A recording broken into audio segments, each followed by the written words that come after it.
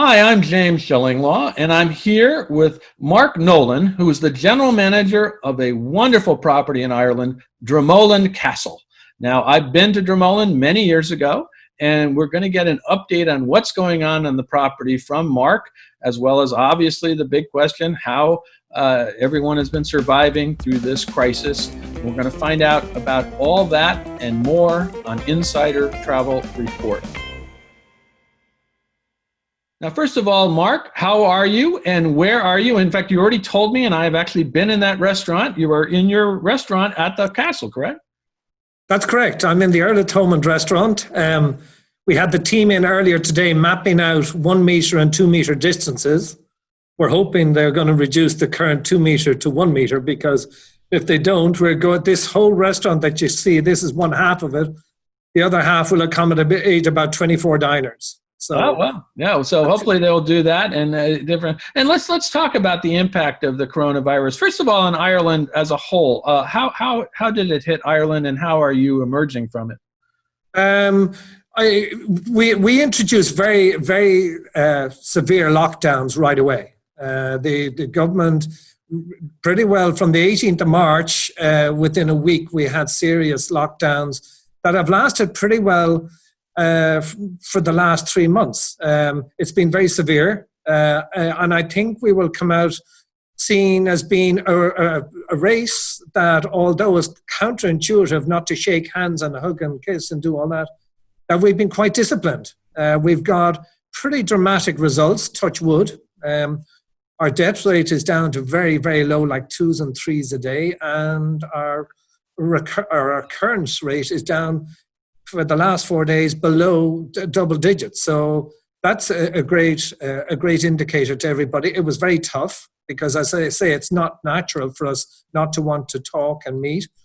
But, you know, the communications pieces, James, have been amazing with Zoom messages and that whole thing. I mean, it's just been wonderful how we've all managed to cope. And, you know, obviously our hotel has been closed, but for the last kind of 2 months, we've been planning our reopening. We've done some interesting questionnaires with our past guests to find out what their expectation is, which is particularly challenging in the 5-star market, because they say, look, we don't want the place to look like a hospital. We want to come back to the Dromoland we love. We don't want people walking around in face masks. Well, face masks, I think, are now accepted as the norm, and it's going to be for the foreseeable future. But this idea of visors and all gowned up and all that stuff, no, we're going to make the stay as close as you remember it. And that's the important thing from our point of view. But all our team are well. Nobody that I'm aware of, our 250 team, got COVID. I know 2 people whose brother or sister got COVID-19, but that's it. Well, that's it. We all know someone, but it doesn't necessarily indirectly. Now, let's keep it that way. Absolutely. Now, do you have an opening date in mind now? We've a firm date. We're opening our outside restaurants. That's Shanigan's and the Fig Tree restaurant in the Golf and Country Club on the 29th of this month. And just a few days later, the 3rd of July, we're opening both the Inn at Dromoland and Dromoland Castle, our 2 properties. So you're ready for guests. Great. We're ready for guests. We've done a very successful joint campaign with our dear friends up the road, Ashford Castle, and it's really produced some great results. Obviously, our business is going to be primarily Irish for a couple of reasons. One is that air is going to be very difficult and expensive to get, but hopefully they'll resolve that. But that is a bigger issue, and I think up to individual governments or the world to address that one. And the other one that Ireland have introduced is the quarantine, which is a 14-day quarantine. Our health chief in Ireland, Tony Holohan, who I think will be seen as having, you know, I think his history will be good to him, and say that he's done a very good job. He's been quite pedantic and not move. You know, he hasn't been swayed by popular vote to this stage.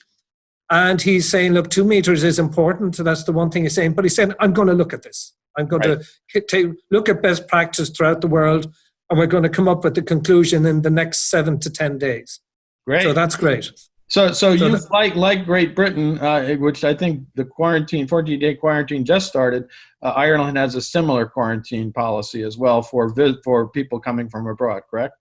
That's right. The only country that we can travel to the UK without quarantine, but that's no other country at the moment. Yeah, well, if you can quarantine me in your castle for 14 days, I'm quite good with that.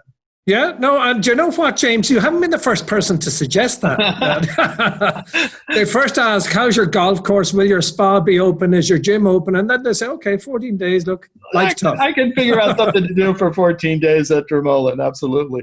Now, let's talk, so you've been working on some, have you been working on any renovations, anything else? I mean, obviously you're working on your health and safety protocols and how you're going to deliver a luxury experience, as you said earlier, in this age of COVID, without everyone wearing hospital gowns and visors. But you know, it is an interesting problem, and it is one for especially in the luxury hotel side. But you're working on that. Obviously, have you had to do any renovations? I know the hotel was fairly recently renovated. Yes, I mean, we just finished our last renovation, ironically, in the first week of March. So we had it up and running. We had the last piece of the jigsaw was a complete renovation of our banqueting suite, our wedding venue, and it looks absolutely stunning. We did one venue and boom, closed. So that's a pity. But yeah, we've been doing renovation. It's primarily, as you say, in compliance with health and safety regulations. That's been the main work we've done. We've had to create some extra changing facilities for staff to ensure that they change their clothes when they arrive on site as opposed to bringing them in from outside, etc. So there's quite a few things like that. But no, our whole construction program, it was done over 4 years. And 20 million euros later, we're looking great and ready for business. And then they closed me.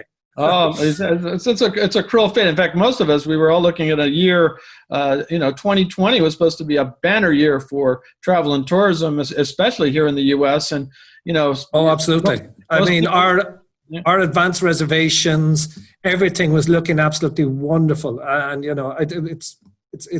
it's tough. We're going to get back there. I mean, it's a glinch. We're going to just treat 2020 as just a little glinch in the overall great plan of our lives. Well, it's funny because normally here in the U.S. it's an election year and everybody says there'll be a downturn in travel, but I think people just want to get away from the election. But that's political. But let's not go there. But in terms of people were ready to travel, and now March we all got hit.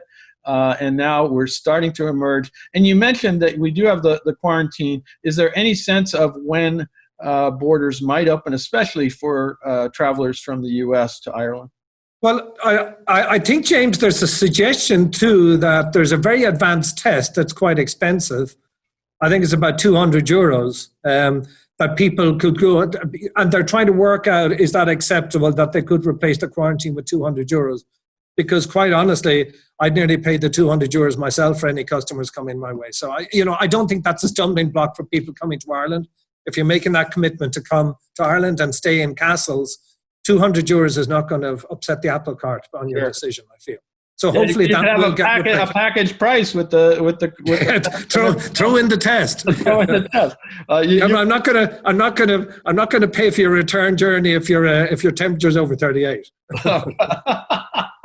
That's a good solution. I think it's excellent. Let's talk a little bit about Dromoland Castle and its history. You've been there for a while, and we'll talk a little bit about your history with it. But first, just tell us, for those who unfortunately might not have been out there in the travel advisor community, tell us a little bit about Dromoland Castle and how it became a hotel. Well, Dromoland Castle is the original seat of the O'Brien family. And Brian Boru was the leader of Ireland who was killed in the Battle of Clontarf way back in 1016. So there's quite a steeped history. Lord and Lady Inchiquin, who will be the last descendants of the O'Briens, still live in the estate. And they often join us for cocktail parties and for dinners. And it's just lovely. I mean, there's so many O'Briens in this world, particularly in North America. So even if we got 20% of the O'Briens come stay in the castle every year, I think we'd be pretty well fully occupied. That's a group buy. That's a group travel thing. I think you should get the reunion going. No, absolutely. And when we had the gathering, we had quite a few O'Briens come to revisit, and we've got a nice product developed as well with a great genealogy person that lives locally and comes in and talks to people about their history and their background. But anyway, a jump forward to Bernard McDonough, and that is a fair jump, to 1965, 1968, where we had a wonderful entrepreneur in the Shannon area trying to develop industry, and then it became a Shannon free zone.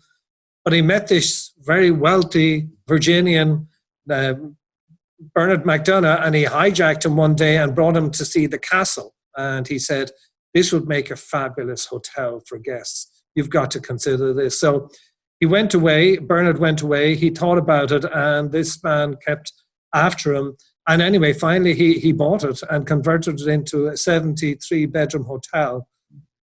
We celebrated our 50th anniversary 3 years ago as a hotel. So nice period of time. He sold it then. Bernard died, a wonderful individual. At any time in the Shannon region, he owned 5 hotels. He was a serial purchaser of hotels, but would sell them as quickly as buy them. But this was the jewel in the crown. Right. This was primarily, and he would say unapologetically, for Americans. And nearly, if an Irish guy came, he'd nearly get the porter to send him away. He'd say, no, you're not. But anyway, that's one of the fabled stories. I never saw that happen. I wasn't around here at the time. But it was very much based on the model, because at the time, Shannon Airport, you had aircraft flying in from the 1st of May to the end of September in and out of North America. But after that, there was nothing much else. And the hotel used to only open for that period. So it was very much an American-based hotel. Then in the latter years, the Ashford Hotels was set up, and they originally bought Ashford Castle, and then they brought Dromoland Castle. And it was a group of North American investors and a few Irish. In actual fact, I'm the only Irish investor left in the grouping of 23 investors. Oh, wow. But yeah, and they bought it over. There was quite an investment there at the time. But really, the last 4 years have brought it up to a completely different level. As you made the point, we now have air conditioning, which is a real novelty for us, because in this climate, we use it about 12 days of the year. But, we've now got used to all our public areas, everything has air conditioning. Well, you've had it for a while, because when I was there 7-8 years ago, you had it, and some of the other luxury hotels did not. They have since gotten it, but the summers are getting a little hotter in Ireland these days. Yeah, absolutely. And in actual fact, we've had really freaky weather, James, for the last 3 months, where we've had 3 days of rain. And always the reputation of Ireland of being the green Ireland. We're now the beige brown Ireland at the moment, where we're nearly praying for rain. Because my golf course superintendent is saying, please get me some water someplace. We do have an irrigation system, but not for fairways. So he's praying for rain. Yeah, let's talk a little bit about the facilities. You mentioned the number of rooms, and the type. Tell us a little bit about the different types of rooms, and as well as the restaurants, the one you're in, and then the other activities that you can do at Dromoland. Okay, well, we did build on a little bit when we took over 30 years ago. Now, 32. I'm actually here 31 years ago. 31 years. But we did build on, and we increased our room stock to 98 rooms. We built a whole club wing adjacent to the front lobby, and that's worked very well. The hotel itself has a lot of people. The one thing people would say, James, when they come and stay, in the comment book, they say, we're so sorry we didn't stay longer. It's a 500-acre estate, 18-hole championship golf course. It's got all the things you'd expect, like sauna, steam, 18-meter swimming pool. But we've got some nice activities, like you mentioned, falconry earlier. We've got 42 birds here, and we have 3 full-time falconers. We have archery, and we've one of the most popular things we do is a pony and trap ride around the estate. And we also do pony trekking. And so we've got a big lake right outside the front windows of the hotel, which we keep fully stocked with fish. So we'll catch them and we'll fry them and we'll have them for dinner. So the nice, and of course a fully worked out spa as well in the basement, in our basement with arch ceilings. Great. That's great. And I remember taking a lovely bike ride around the grounds when I was there many years ago, and it's a gorgeous. Yeah, goodness, I forgot our bikes, and we've developed those trails now. We now have put a proper surface on them. We've got new bikes. And of course, dining is one of our big things. I'm here, as we said earlier, in the Earl of Thomond. That's a fine dining restaurant. We've had to give up on our dress codes on this. It's smart casual as opposed to jacket and tie, but those days are gone. And I think particularly in the current climate, we can't impose anything more than that's been imposed by nature for the foreseeable future. We want all our guests just to be relaxed and enjoy it and treat it as a home away from home. We've the golf club, dining there as well. We've got our gallery menu here just outside the restaurant. And when we bought the Inn at Dromoland, which is a different level hotel, but a super 150 bedroom hotel, we developed a different product. So we'd have a more diversity in our dining options. And it's very much a bespoke, home-crafted beers, cheeses, a lot of focus on home produce. And that's Shanigan's up in our Earl of Thomond, up in the Inn at Dromoland. We've also got good shuttle services. We've fleet of Mercedes transport that we drive people around the estate wherever they want to dine. So it's very much trying to keep our guests on site, and that's we've so many different options. And as I say, so many people say, "Gosh, I'm so sorry we didn't stay longer." Yeah, no, I think we only stayed with you that one night, and I wish. It's tough, and people do say one night is not enough. Even coming off the red eye, being here at 8 o'clock in the morning and leaving the following day, it's still, to really enjoy it, you need to get 2 or 3 nights in. No, great. Now, you talked about your own tenure there. You've been there for 31 years.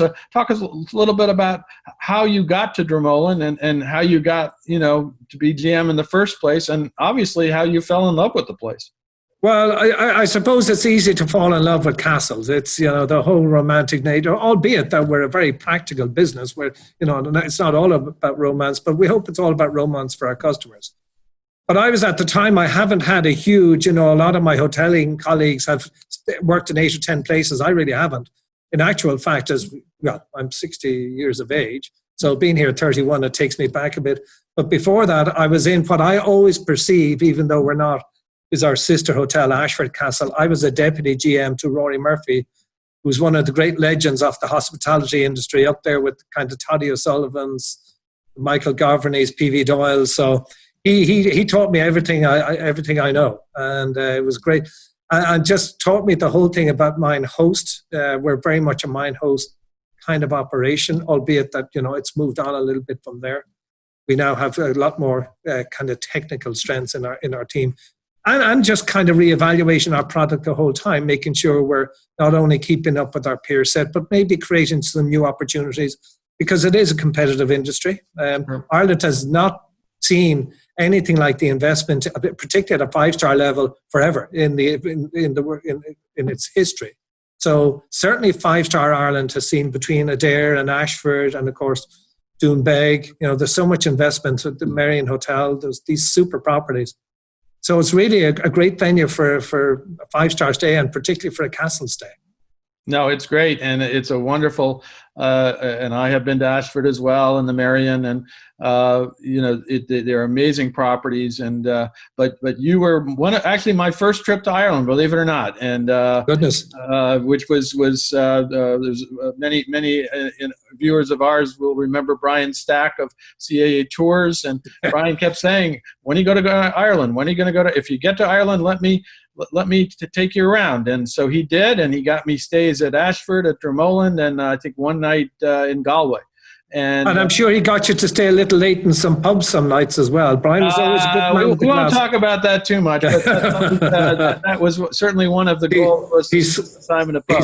He's small, but packs a punch. There you got it. And Brian's still out there. He's not running CIE anymore in the States. Sure. He's a good friend.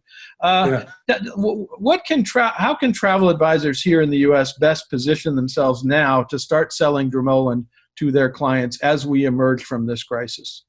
Well, I suppose we're always looking to create a unique experience. And I think all my colleagues in the industry are always, the one thing they'd always say about Ireland is that it's a wonderful, friendly venue. Everybody that comes here wants to stay longer, wants to come back. We have a huge amount of repeat guests. So that piece we're getting right.